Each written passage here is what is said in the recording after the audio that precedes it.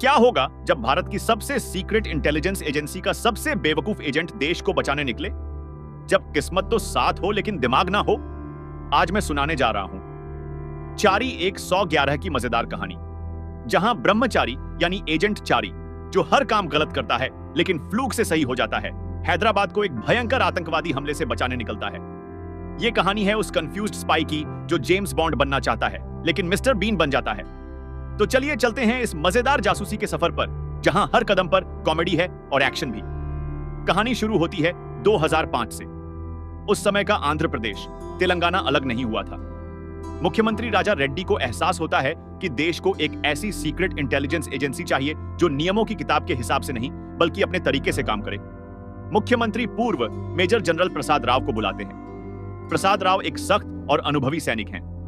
मुख्यमंत्री उन्हें एक नई सीक्रेट एजेंसी बनाने का काम देते हैं। इस एजेंसी का नाम रखा जाता है रुद्रानेत्रा।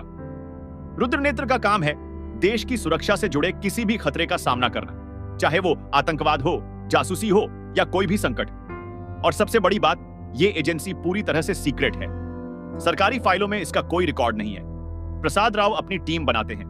वो बेहतरीन एजेंट्स को भर्ती करते हैं जो देश के लिए कुछ भी कर सकते हैं। और इन्हीं एजेंट्स में से एक है ब्रह्मचारी, जिसे सब प्यार से या मजाक में चारी बुलाते हैं। अब मिलिए फिल्म के हीरो से, ब्रह्मचारी यानी एजेंट चारी।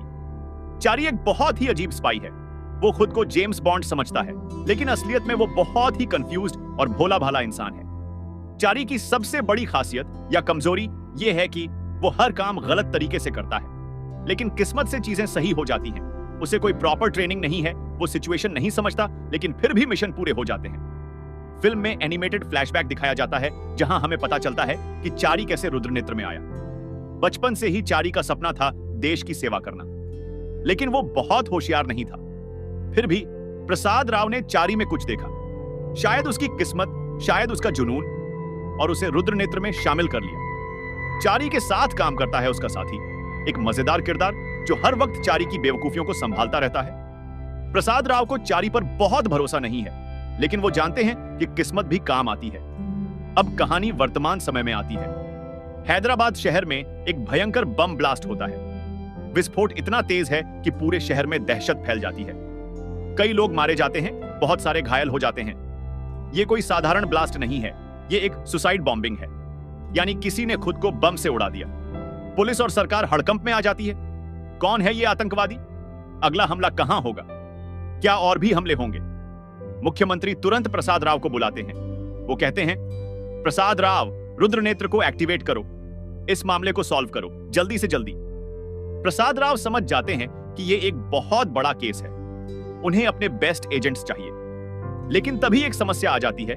रुद्रनेत्र के सबसे अच्छे एजेंट किसी और मिशन पर हैं, तो प्रसाद राव के पास कोई और विकल्प नहीं रहता। उन्हें चारी को ही इस केस पर लगाना पड़ता है। चारी को बुलाया जाता है, उसे बताया जाता है कि उसे यह केस सॉल्व करना है, पता लगाना है कि बॉम्बर कौन था, उसके पीछे कौन है और अगला हमला कहां होने वाला है। चारी बहुत एक्साइटेड हो जाता है। उसे लगता है कि आखिर उसे एक बड़ा मिशन मिला। लेकिन प्रसाद राव चिंतित हैं। क्या चारी यह केस सॉल्व कर पाएगा? अब चारी अपनी जांच शुरू करता है। उसके साथ एक फीमेल एजेंट भी जुड़ती है, स्मार्ट, तेज और एक्शन में माहिर। दोनों मिलकर सुराग ढूंढने निकलते हैं। चारी का तरीका बहुत अजीब है। वो जो भी करता है गलत होता है, गलत जगह जाता है, गलत लोगों से पूछताछ करता है, गलत निष्कर्ष निकालता है, लेकिन किस्मत से हर गलती उसे सही दिशा में ले जाती है। एक सीन में चारी किसी संदिग्ध की तलाश में एक पार्टी में घुसता है। वहां उसे किसी और को पकड़ना है, लेकिन वो गलत आदमी को पकड़ लेता है। फिर भी वो गलत आदमी एक महत्वपूर्ण सुराग दे जाता है। एक और मजेदार सीन है जहां चारी को स्विमिंग पूल में किसी से मिलना है, लेकिन चारी को तैरना नहीं आता। वो पूल में गिर जाता है, हाथ पांव मारता है, लेकिन फिर भी किसी तरह काम हो जाता है। फिल्म में यह पैटर्न चलता रहता है। चारी कुछ गलत करता है, लेकिन नतीजा सही निकलता है। चारी की फीमेल पार्टनर परेशान हो जाती है। उसे समझ नहीं आता कि यह आदमी इतना बेवकूफ कैसे हो सकता है। फिर भी केस आगे बढ़ रहा है। धीरे धीरे चारी को कुछ महत्वपूर्ण सुराग मिलते हैं। बॉम्बर का कनेक्शन किसी बड़े आतंकवादी संगठन से है। यह सिर्फ एक हमला नहीं, बड़ी साजिश का हिस्सा है। हैदराबाद में और भी हमले होने वाले हैं, लेकिन असली मास्टरमाइंड कौन है, यह अभी भी रहस्य है। जांच आगे बढ़ती है। चारी को पता चलता है कि इस पूरी साजिश के पीछे एक बहुत खतरनाक आतंकवादी है। यह आतंकवादी हैदराबाद में कई बड़े हमलों की योजना बना रहा है। उसका मकसद है पूरे शहर में दहशत फैलाना और सरकार को कमजोर करना। चारी को यह भी पता चलता है कि अगला हमला बहुत जल्द होने वाला है और वो एक बहुत भीड़भाड़ वाली जगह पर होगा। अब वक्त बहुत कम है। चारी को मास्टरमाइंड को ढूंढना है, अगले हमले को रोकना है और पूरे शहर को बचाना है। लेकिन चारी के पास कोई प्रॉपर प्लान नहीं है। वो अभी भी अपने भोले भाले तरीके से काम कर रहा है। प्रसाद राव को चारी पर गुस्सा आता है। वो कहते हैं, चारी, ये मजाक नहीं है, पूरे शहर की जिंदगियां खतरे में हैं। लेकिन चारी आश्वस्त है। वो कहता है, सर, आप मुझ पर भरोसा रखिए, मैं कर लूंगा। इसी बीच फिल्म में एक बड़ा ट्विस्ट आता है। चारी को पता चलता है कि यह केस सिर्फ आतंकवाद से नहीं जुड़ा, इसमें कुछ और भी है। कुछ बड़े लोग, कुछ पावरफुल लोग इस साजिश में शामिल हैं और वो नहीं चाहते कि चारी सच तक पहुंचे। अब चारी को सिर्फ आतंकवादियों से नहीं बल्कि सिस्टम से भी लड़ना पड़ रहा है। कुछ भ्रष्ट अधिकारी चारी की जांच में रुकावटें डाल रहे हैं। उन्हें आर्डर मिलते हैं कि चारी को इस केस से हटा दो, लेकिन प्रसाद राव चारी का साथ देते हैं। वो कहते हैं, चारी, तुम अपना काम करो, मैं सब संभाल लूंगा। चारी की फीमेल पार्टनर भी अब चारी को समझने लगी है। उसे एहसास होता है कि भले ही चारी बेवकूफ लगता हो, लेकिन उसका दिल साफ है और वो देश के लिए कुछ भी कर सकता है। अब टीम मिलकर काम करती है। वो मास्टरमाइंड का पता लगाते हैं। उन्हें पता चलता है कि वो कहां छुपा है, लेकिन मास्टरमाइंड भी चालाक है। उसने एक जाल बिछाया है। अगर चारी गलत मूव करेगा तो पूरा प्लान फेल हो जाएगा। अब फिल्म अपने क्लाइमैक्स में पहुंचती है। चारी को पता चल जाता है कि अगला हमला कहां होने वाला है, एक बड़े पब्लिक इवेंट में जहां हजारों लोग हैं। चारी और उसकी टीम उस जगह पर पहुंचती है। उन्हें बॉम्ब ढूंढना है और मास्टरमाइंड को पकड़ना है। एक तनावपूर्ण सीक्वेंस होता है जहां चारी भीड़ में बॉम्ब ढूंढ रहा है। वक्त बहुत कम है। बॉम्ब किसी भी वक्त फट सकता है। फिर चारी को बॉम्ब मिल जाता है, लेकिन उसे डिफ्यूज कैसे करे? चारी को बॉम्ब डिफ्यूजिंग नहीं आती।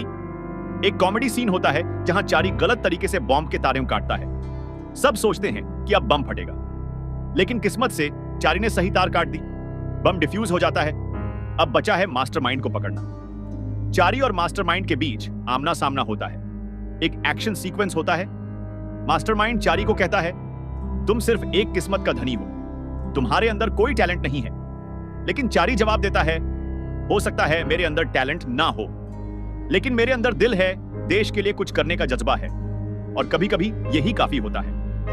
आखिर में एक मजेदार तरीके से चारी मास्टरमाइंड को हरा देता है और उसे पकड़ लेता है। हैदराबाद बच जाता है। लोग खुशी मनाते हैं।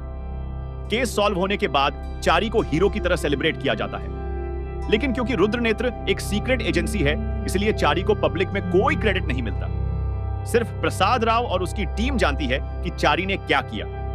प्रसाद राव चारी को बधाई देते हैं। वो कहते हैं, चारी, तुमने साबित कर दिया कि किस्मत भी एक स्किल है। चारी मुस्कुराता है और कहता है, सर, अगली बार मुझे और बड़ा मिशन दीजिएगा। फिल्म का आखिरी सीन दिखाता है कि चारी फिर से किसी नए मिशन के लिए तैयार हो रहा है। वो अपने भोले भाले तरीके से काम कर रहा है, लेकिन अब सबको पता है कि चारी पर भरोसा किया जा सकता है। एंड क्रेडिट्स में एक हिंट दिया जाता है कि शायद चारी 111 का सीक्वल आ सकता है। ये थी चारी 111 की पूरी कहानी। एक मजेदार स्पाई कॉमेडी जो सिखाती है कि हीरो बनने के लिए परफेक्ट होना जरूरी नहीं। कभी कभी एक सच्चा दिल, थोड़ी किस्मत और बहुत सारी हिम्मत काफी होती है। वेनेला किशोर की कॉमिक टाइमिंग, मजेदार सिचुएशंस और एक्शन के तड़के के साथ ये फिल्म याद दिलाती है कि हर कोई अपने तरीके से खास है। एजेंट चारी हमें सिखाता है, परफेक्शन से ज्यादा पैशन मायने रखता है। चारी एक 111, जहां हर गलती भी सही हो जाती है।